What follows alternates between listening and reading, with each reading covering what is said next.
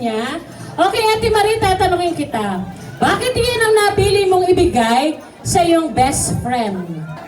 Happy birthday, Bes! Enjoy your day! You look good. You look beautiful.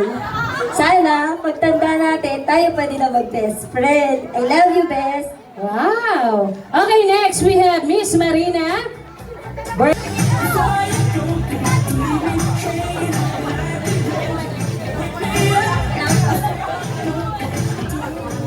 Okay, ate, bakit po yun ang napili nyo ibigay kay Miss Marife? Itong regalo ko sa akong kumari ay pareho namin paborito to.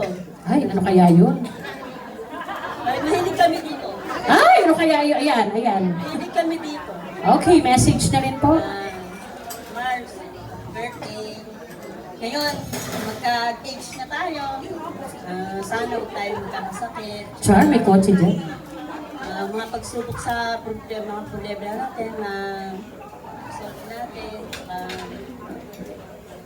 Ang pagkibigyan natin ay umakat at magkakasakit.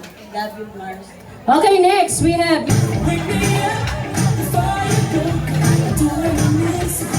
Hello, Marife. Magandang gabi. Happy birthday. Alam ko masaya ka ngayon, syempre, sa mga naging ganap sa buhay mo. At syempre, mga nakaraang problem at hirap mo, nasuklian.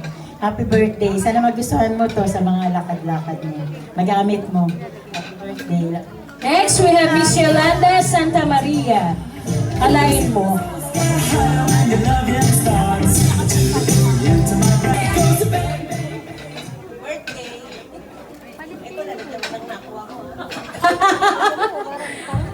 Okay, next we have Miss Lorna Perez.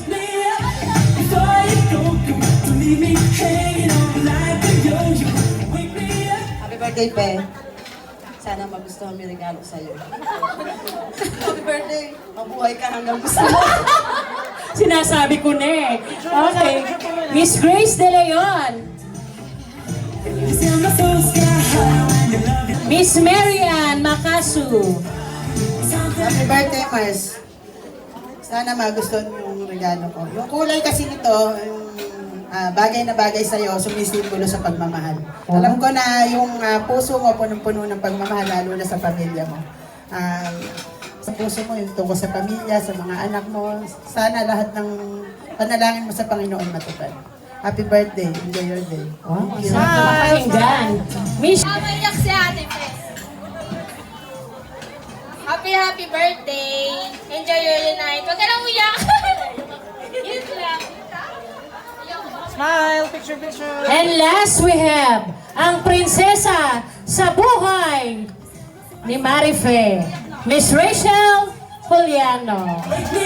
Wow! Ano kaya yun? Oh, huwag sabihin iyak ka din. Oh! Iyak. Walang iyakan. Tayo, madami kang pera. Ate tayo dyan. Ayun, happy birthday na. Yung gift ko sa'yo, wala mo.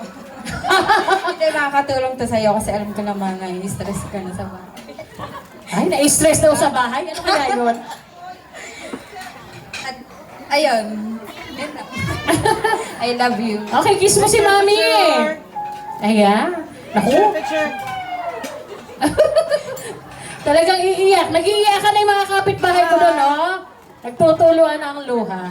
So, maraming salamat.